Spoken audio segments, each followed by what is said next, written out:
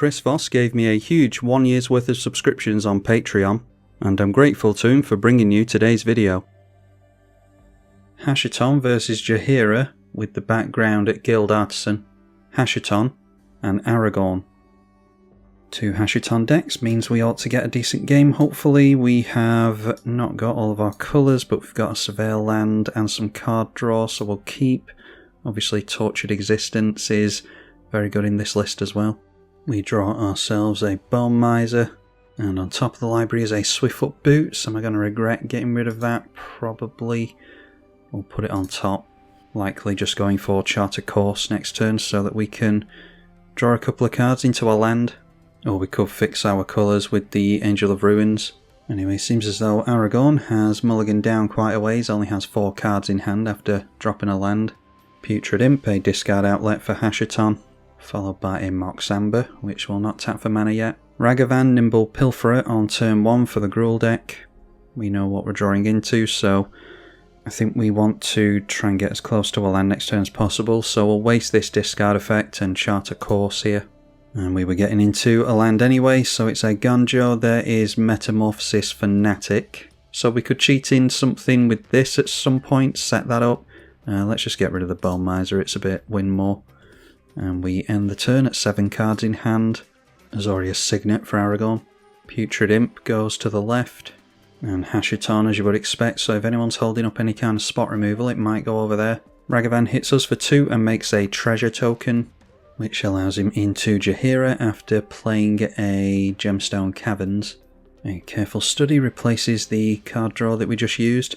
So we can either go now for a Fiend and start to set that up, or we can go for Swiftfoot Boots to protect our commander for a turn cycle and Tortured Existence. Either way, we're getting down a land. I think I'd rather just get down Swiftfoot Boots and Tortured Existence, and hopefully we can make use of the boots to maybe give this haste at some point if we need it. A Windfall, so that's a bunch of discard, and thankfully Hashaton is not able to pay into it. That's some good stuff we're discarding though. Highest number of cards in hand is 5, so we all discard and draw 5. Discarded 3 cards, Hashaton, that is, 3 creature cards anyway. Gilded Drake, Kitsa, and at Grey Merchant of Asphodel had access to Dam and a Strix Serenade.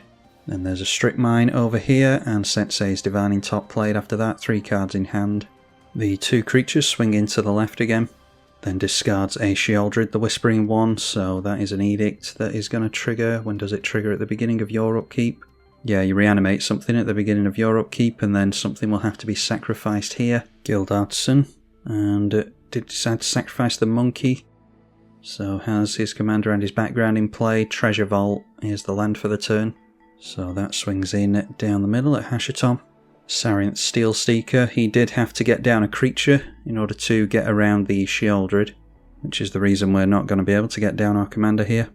Alright, there's a Frantic Search, so we could draw more cards into that if we wanted to. I think we're going to have to Surveil first of all and see what's on top. Fierce Guardianship, probably a good idea to keep hold of, so I'll keep that on top and then just hold up the Void Rend and the Frantic Search, I think. Like I said, if we play our commander here, then we're just going to have to sacrifice it to this anyway.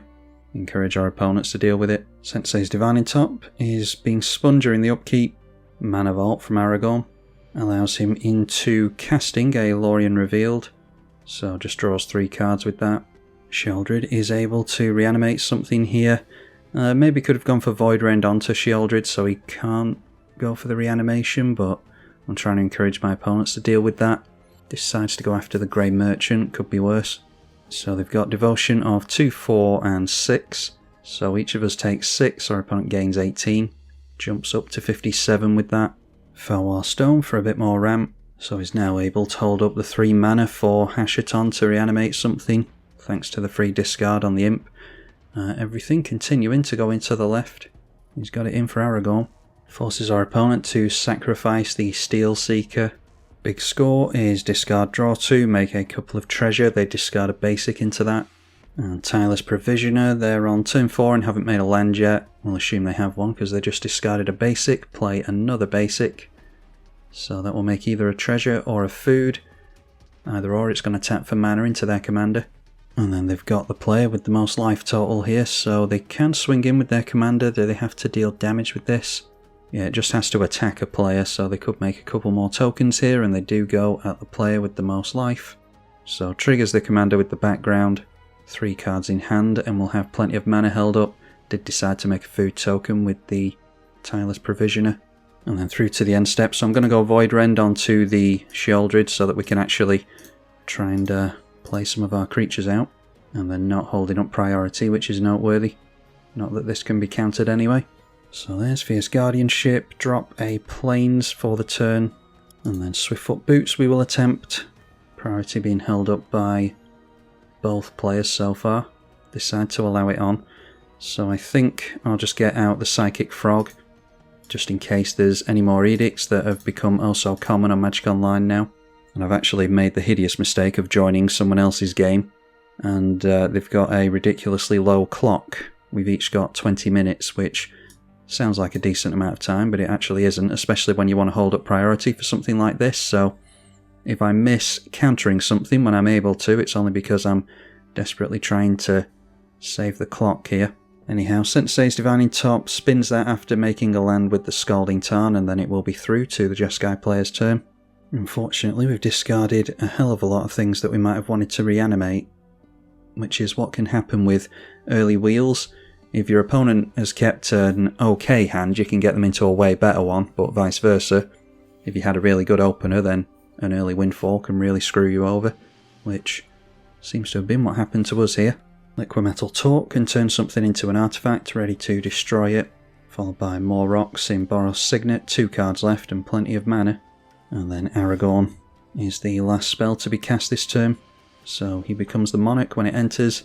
Ideally we'd get into a land next turn so that we can reanimate with this and then discard something into it and reanimate the thing.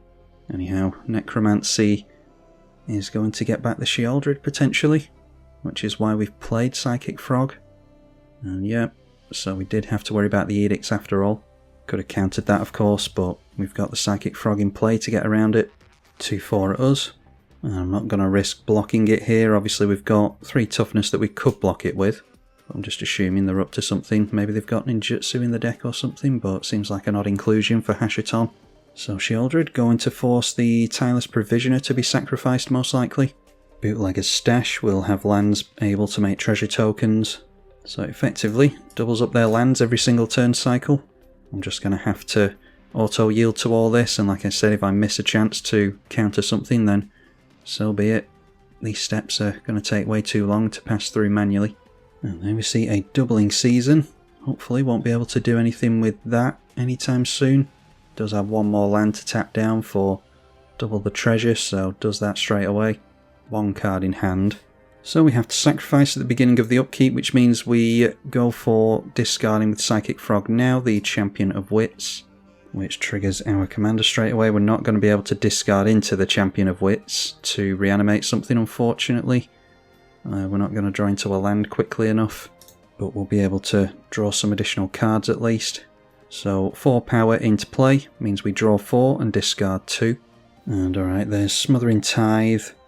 I think we just have to give up on Smothering Tithe, to be honest. We'll get rid of Ghostly Pilferer and the Tithe. And that triggers Hashaton again. We'd have to say no because we can't afford it.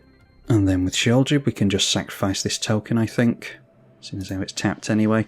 There's a Talisman for us as well, so Flooded Strand. And there's nothing to discard, so do we just try and draw more with Ledger Shredder? Could bolt that up, I suppose.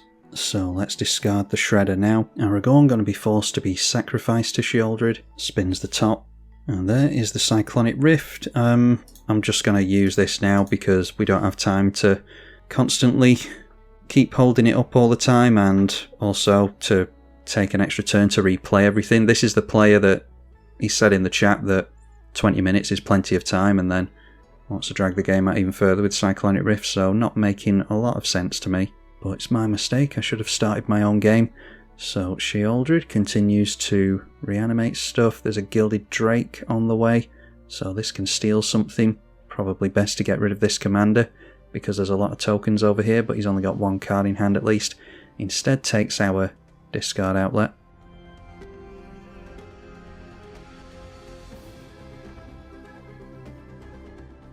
Commander goes to the left, as does Gary, and Sheoldred at us because it has Swamp Walk that can get straight through. And takes the Monarchy from Arahorn when he hit over there, so we'll draw a card at the end of the turn. And Sheoldred will force the Jaheira to be sacrificed here, which means the treasure tokens, I mean, he can still crack them and sacrifice them, so should be able to get his commander out, but he will have to sacrifice those, so they're not as useful, into his commander. The other one of the cycle, Tireless Tracker, this one is Investigate, so you'll get clue tokens on landfall. And it's 2 clue tokens, don't forget, thanks to the doubling season. He's deciding to crack the treasure tokens, he can make a lot more thanks to the bootlegger's stash and still having lands untapped. So in comes the commander. Ledger Shredder is the second spell that he's cast. So we will get to Ancient Tomb means we discard the Talisman, I think. And that means a plus counter on this, makes it a 5/5 flyer now. Problem is we're going to be forced to sacrifice Gilded Drake, ready to reanimate into the Sheoldred next turn. But this isn't our game anyway. Sacrifices a clue token into the Tireless Tracker to draw a card and put a plus counter on the tracker. Cracks another one to do the same thing. So this thing is now a 7/6, it's getting double the plus counters from the doubling season, of course. Makes a treasure from the lands, I dare say he's going to do this with all of them. Actually cracks a treasure token that time. And it was Pirate's Pillage, so he makes 4 treasure, draws 2 and discards a card. Just discarded a land to that. And then lands continue to make treasure. These only make green mana, so he does have to crack them if he wants red, which he is doing here. And that is a Magda, so how many treasure? Is it 5 treasure with this? Sacrifice them. You can sacrifice tapped ones and get any dragon into play.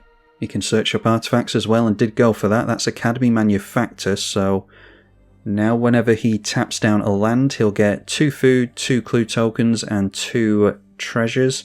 This is why I said about stealing away the Jaheira instead of my discard outlet. I've already got another discard outlet in place, so maybe he wanted redundancy himself, but taking Jaheira out of play outside of the Sheoldred is definitely the play that he should have made, I think. Creating X treasure tokens, where X is 6 in this instance with the treasure vault. First time I've ever seen anyone make use of this thing. So that is 12 treasure, 12 clues, and 12 food tokens. Only 1 card in hand. So it has a bajillion tokens here. And again, can now start sacrificing things with Magda, so maybe there's some kind of combo that he can set up. Goes for the Hellkite Tyrant, and he'll be able to give that haste if he wants to. Going and grabbing Lightning Greaves or something.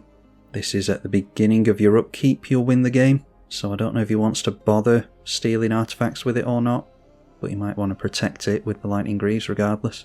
Searches again, and grabs himself a Gonti's Aetherheart, so get a bunch of energy whenever another artifact enters. 8 in total, and exile this is an extra turn. Makes more treasure with his last land, which means he'll get 12 energy from this, plenty to crack the Gonti's Heart and get an extra turn.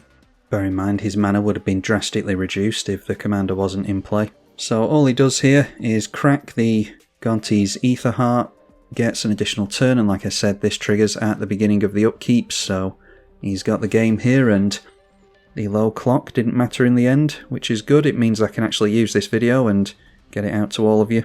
He's continuing to draw cards by cracking clue tokens for some reason. Maybe he's worried about someone being able to deal with this before his extra turn starts, but they should be dealing with it before he draws cards with the clues, so I'm guessing he's got it. 5 cards in Hashaton's hand over here. Maybe he can, I don't know, counter a triggered ability or something. Well, triggers on the stack. Sheoldred will force him to sacrifice first. Gets rid of Tireless Tracker, and looks as though this is going to resolve. Alright, so there we are. Yeah, pretty big lack of spot removal in that one, unusually.